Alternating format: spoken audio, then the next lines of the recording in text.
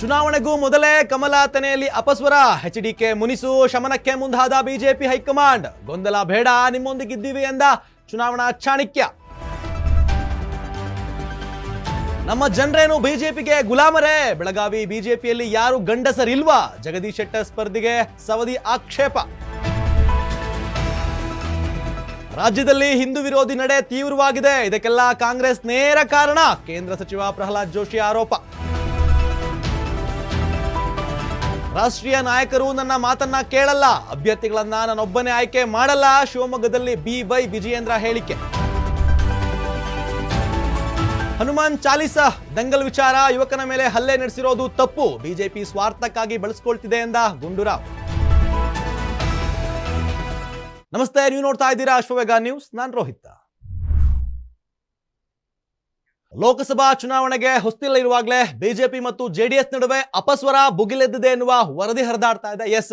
JDS ಮುನಿಸು ಶಮನಗೊಳಿಸಲು BJP high command ನಾಯಕರು ಎಚ್ಡಿಕೆಗೆ ಕರೆ ಮಾಡಿದ್ದಾರಂತೆ. BJP ರಾಷ್ಟ್ರೀಯ JP ನಡ್ಡಾ ಮತ್ತು ಕೇಂದ್ರ ಗೃಹ ಸಚಿವ ಅಮಿತ್ ಶಾ ಮಾತುಕತೆ ನಡೆಸಿ ಮೈತ್ರಿ ವಿಚಾರದಲ್ಲಿ ಯಾವುದೇ ಗೊಂದಲ ಬೇಡ ಅಂತ ದಳಪತಿ ಎಚ್ಡಿಕೆಗೆ ಹೇಳಿದ್ದಾರಂತೆ. ಎಲ್ಲವನ್ನ ಕುಳಿತು ಮಾತನಾಡಿ ಬಗೆಹರಿಸಿಕೊಳ್ಳೋಣ, ಅನಗತ್ಯ ಗೊಂದಲ ಬೇಡ. ಕುಮಾರಸ್ವಾಮಿ ಅವರೇ, ನಿಮ್ಮ ಆರೋಗ್ಯವೇ ನಮ್ಮ ಮೊದಲ ಆದ್ಯತೆ. ನೀವು ಮೊದಲು ಗುಣಮುಖರಾಗಿ ನಂತರ ಪ್ರಧಾನಿ ಜೊತೆ ಒಂದೇ ವೇದಿಕೆಯಲ್ಲಿ ಕಾರ್ಯಕ್ರಮ ಮಾಡೋಣ ಅಂತ ಮಾಜಿ CM ಕುಮಾರಸ್ವಾಮಿಗೆ ಬಿಜೆಪಿ ಹೈಕಮಾಂಡ್ ಭರವಸೆಯನ್ನ ನೀಡಿದೆಯಂತೆ. ಇನ್ನು ಕಲಬುರಗಿ ಹಾಗೂ ಶಿವಮೊಗ್ಗದಲ್ಲಿ ಪ್ರಧಾನಿ ನರೇಂದ್ರ ಮೋದಿ ಅವರ ಚುನಾವಣಾ ಪ್ರಚಾರ ಅಭಿಯಾನ ನಡೆದ್ರೂ ಕೂಡ ಆ ಜಿಲ್ಲೆಗಳ JDS ನಾಯಕರ ಬಳಿ ಸೌಜನ್ಯಕ್ಕೂ ಮಾತುಕತೆ ನಡೆಸಿಲ್ವಂತೆ. ಕೇವಲ 2 ಸೀಟಿಗಾಗಿ ಬಿಜೆಪಿ ಜೊತೆ ಇಷ್ಟೆಲ್ಲ ಹೊಂದಾಣಿಕೆ ಮಾಡಿಕೊಳ್ಳೋ ಅಗತ್ಯ ಏನಿತ್ತು ಅಂತ ಎಚ್ಡಿಕೆಗೆ ಕಾರ್ಯಕರ್ತರು ಕೇಳ್ತಾ ಇದ್ದಾರೆ. ಬೆಳಗಾವಿ ಲೋಕಸಭಾ ಕ್ಷೇತ್ರದಿಂದ ಬಿಜೆಪಿ ಅಭ್ಯರ್ಥಿಯಾಗಿ ಜಗದೀಶ್ ಶೆಟ್ಟರ್ ಸ್ಪರ್ಧೆಗೆ ಆಕ್ಷೇಪ ವ್ಯಕ್ತಪಡಿಸಿರುವ ಕಾಂಗ್ರೆಸ್ನ ಶಾಸಕ ಲಕ್ಷ್ಮಣ್ ಸವದಿ, ಬೆಳಗಾವಿ ಜಿಲ್ಲೆಯಲ್ಲಿ ಯಾರು ಗಂಡಸರಿಲ್ವಾ ಅಂತ ತೀಕ್ಷ್ಣವಾಗಿ ಬಿಜೆಪಿ ನಾಯಕರನ್ನ ಪ್ರಶ್ನೆ ಮಾಡಿದ್ದಾರೆ. ಕಾಂಗ್ರೆಸ್ ತೊರೆದು ಏಕಾಏಕಿ ಬಿಜೆಪಿ ಸೇರಿ ಈಗ ಏಕಾಏಕಿ ಅಭ್ಯರ್ಥಿಯಾಗಲು ಹೊರಟಿರುವ ಶೆಟ್ಟರ್ ಏಕಾಏಕಿ ಸೋಲ್ತಾರೆ. ಧಾರವಾಡದವರು ಬಂದು ಬೆಳಗಾವಿ ಆಳ್ತಾರೆ ಅಂದ್ರೆ ಏನರ್ಥ? ಬೆಳಗಾವಿ ಜನರೇನು ಬಿಜೆಪಿಗೆ ಗುಲಾಮ್ರೆ? ಮಾಜಿ ಸಂಸದ ಸುರೇಶ್ ಅಂಗಡಿಯವರು ಸಾಕಷ್ಟು ಅಭಿವೃದ್ಧಿ ಕೆಲಸ ಮಾಡಿದ್ದಾರೆ. ಹಾಲಿ ಸಂಸದರಾದ ಪತ್ನಿ ಮಂಗಳಾ ಅಂಗಡಿಯವರನ್ನ ಯಾಕೆ ತೆಗಿತಿದ್ದಾರೆ?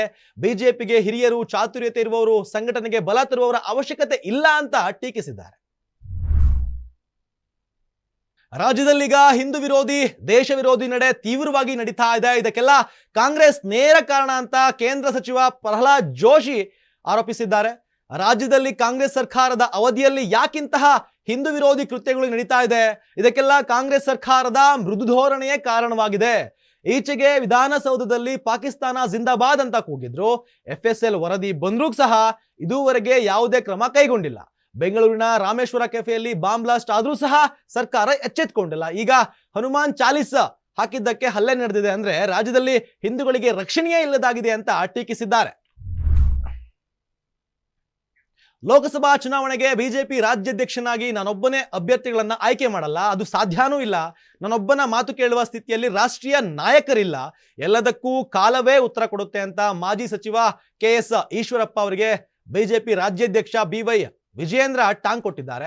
ರಾಘವೇಂದ್ರ ಅವರು ಅತಿ ಹೆಚ್ಚಿನ ಅಭಿವೃದ್ಧಿ ಕೆಲಸ ಮಾಡಿದ್ದಾರೆ, ಪಕ್ಷಾತೀತವಾಗಿ ಜನ ಅವರನ್ನ ಒಪ್ಪಿಕೊಳ್ತಾರೆ.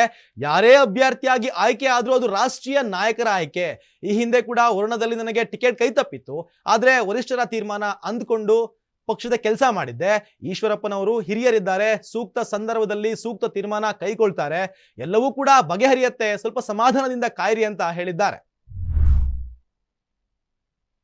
ಇನ್ನು ನಗರ್ತಪೇಟೆಯಲ್ಲಿ ಮೊಬೈಲ್ ಶಾಪ್ನಲ್ಲಿ ಯುವಕನೊಬ್ಬ ಹನುಮಾನ್ ಚಾಲಿಸ್ ಹಾಕಿದ್ದಕ್ಕೆ ಯುವಕರ ತಂಡ ಹಲ್ಲೆ ನಡೆಸಿದ್ದಾರೆ ಅಂತ ಆರೋಪಿಸಿ ಬಿಜೆಪಿ ಪ್ರತಿಭಟನೆ ನಡೆಸ್ತಾ ಇದೆ. ಈ ಬಗ್ಗೆ ಪ್ರತಿಕ್ರಿಯೆಯನ್ನ ಕೊಟ್ಟಿರುವ ಸಚಿವ ದಿನೇಶ್ ಗುಂಡೂರಾವ್, ಯುವಕನ ಮೇಲೆ ಹಲ್ಲೆ ನಡೆಸಿ ಬೆದರಿಕೆ ಹಾಕಿರೋದು ತಪ್ಪು, ಆದ್ರೆ ಇದಕ್ಕೆ ಕಾರಣ ಮತ್ತೆ ಬಣ್ಣ ಕೊಟ್ಟು ವಿಷಯವನ್ನ ಹರಡಲಾಗ್ತಾ ಇದೆ.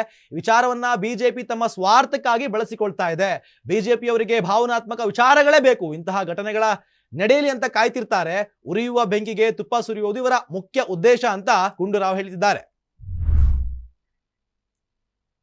ಇದಿಷ್ಟು ಈ ಹೊತ್ತಿನ ವಿಶೇಷ. ಮತ್ತಷ್ಟು ಸುದ್ದಿಗಾಗಿ ನೋಡ್ತಾ ಇರಿ ಅಶ್ವವೇಗ.